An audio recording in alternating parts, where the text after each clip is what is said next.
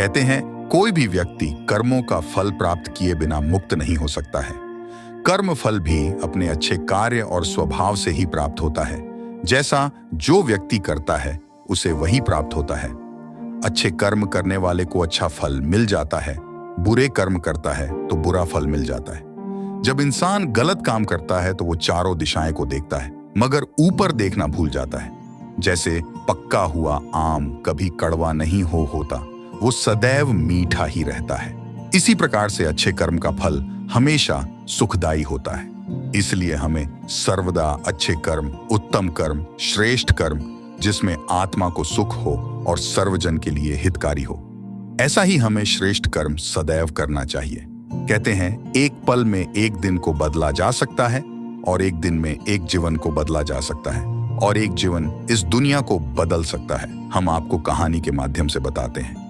एक बहुत ही प्रसिद्ध साधु एक पहाड़ पर एक कुटिया में अपने शिष्य के साथ रहा करते थे और उस गुरु को बहुत ही सिद्धियां प्राप्त थीं। उनकी सिद्धियां हर जगह प्रसिद्ध थीं। उनके ध्यान की शक्ति की खास बात यह थी कि वह ध्यान करते करते भविष्य देखने में सक्षम थे। वह वहां के लोगों में बहुत ज्यादा प्रचलित थे। वहां के लोग उनकी शक्तियों से भली भांति परिचित थे। वह ध्यान में बहुत ही ज्यादा लीन रहा करते थे। कई बार कई दिनों तक ध्यान में लीन रहते थे। एक बार ऐसे ही वे ध्यान में लीन थे तो एकाएक देखते हैं कि अगले 5 दिनों बाद उनके शिष्य की मृत्यु तय है और यह भविष्य देखकर वह अत्यधिक व्यथित हो जाते हैं और परेशान होते हैं। उनका ध्यान एकाएक भंग हो जाता है और वह सारी बातों को सोचकर घबरा जाते हैं। वह चिंता और सोच में डूब जाते हैं कि मेरे शिष्य के पास जीवन के केवल 5 ही दिन शेष बचे हैं। इसके बाद गुरु अपने शिष्य के पास जाते हैं और उसे कहते हैं कि मैं सोच रहा हूं कि तुम अगले 5 दिनों के लिए अपने परिवार के पास अपने गांव में मिलने के लिए चले जाओ। ये बातें सुनकर उनका शिष्य बहुत ज्यादा खुश हो जाता है और वह अपने गुरु को कहता है कि गुरु जी, सच में मुझे भी बहुत दिनों से अपने परिवार वालों की याद आ रही थी।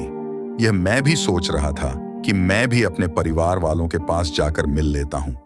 और वह अपने गुरु से आज्ञा लेते हुए अपने गांव की ओर चल पड़ता है। वह पहाड़ी से नीचे की ओर चलना शुरू कर देता है।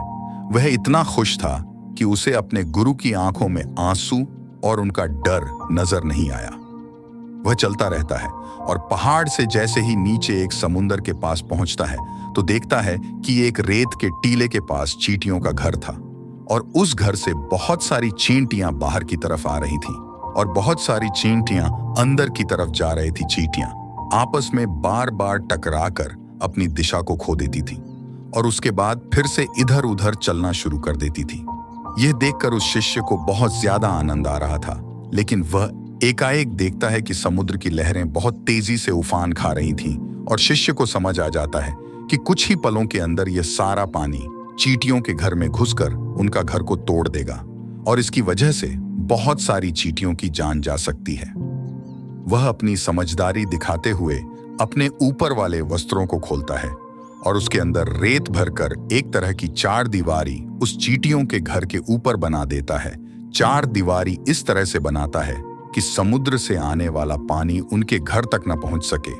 साथ ही साथ वह अपनी समझदारी दिखाते हुए एक तरह की नाली बनाता है, जिसकी वजह से वह समुद्र की तरफ से आने वाला पानी उस नाली में बहकर दोबारा समुद्र में जा सकता है। इस समझदारी की वजह से बहुत सारी चींटियों की जान बचा लेता है और आने वाली एक नाव में बैठकर अपने घर की ओर समुद्र पार करके निकल जाता है। जब वह नाव से उतरकर जंगल के रास्ते से अपने गांव की ओर चल रहा होता है तो वह देखता है कि एक हिरण घायल अवस्था में पेड़ के नीचे फंसा हुआ है। वह बिना देरी करे उस हिरण को वहां से निकाल देता है, जिस वजह से उस हिरण की जान बच जाती है और वह अपने गांव की तरफ फिर चल पड़ता है। वह अपने परिवार के साथ रहता है और उसे पता भी नहीं चलता कि कैसे समय गुजर जाता है। वह अपना सामान बांधकर सोचता है कि अगले दिन मैं अपने गुरु के पास वापस चला जाऊंगा। अगले ही दिन में सुबह सुबह अपने गुरु के पास जाने के लिए निकल जाता है। वहां उसके गुरु कुटिया में बहुत ही ज्यादा दुखी थे। उनको लगता है कि उनके शिष्य के 5 दिन पूरे हो गए। अब तक तो मेरा शिष्य इस दुनिया को छोड़कर जा चुका होगा। वह गुरु उसके दुख में होते हैं कि एकाएक वह देखते हैं कि कोई व्यक्ति उनकी कुटिया की ओर आ रहा है। वह जब ढंग से देखते हैं तो उनको पता चलता है कि यह तो उन्हीं का शिष्य है जो उनकी ओर चला आ रहा है। वह दौड़कर एकाएक अपने शिष्य के गले लग जाते हैं और अपने शिष्य का हाल पूछते हैं। गुरु को समझ नहीं आ रहा था कि कैसे उनका देखा हुआ भविष्य गलत हो गया। वह अपने शिष्य से पूछते हैं कि शिष्य, तुमने इन 5 दिनों में क्या क्या किया था। शिष्य अपने परिवार के साथ बिताए हुए सारे पलों के बारे में बता देता है, लेकिन उसके गुरु को ऐसा कुछ भी इन 5 दिनों में खास नहीं लगा। फिर शिष्य कहता है कि मैं आपको एक बात बताना भूल गया। जब मैं पहाड़ी से नीचे समुद्र की ओर गया था, तब मैंने ऐसे ही एक चींटियों की जान बचाई थी और जंगल में एक हिरण पेड़ के नीचे दबा हुआ था, तो उसकी भी मैंने जान बचाई थी। उसके बाद गुरु समझ जाते हैं कि उसके कर्मों की वजह से ही वह शिष्य बच पाया था और गुरु एकाएक कहते हैं कि कर्म जरूर लौट कर आते हैं। तो इस कहानी से हमें यह सीख मिलती है कि जीवन में हमेशा ऐसे कर्म करो जो कि कभी लौट कर भी आए तो आपका भला ही करें। हमारे कर्म हमेशा लौट कर वापस जरूर आते हैं। आपका कर्म जैसा होता है, आपको फल भी वैसा ही मिलता है। इसलिए हमेशा अच्छा काम करें। दोस्तों, अगर ये वीडियो अच्छी लगी हो तो इसे लाइक और सब्सक्राइब जरूर करें।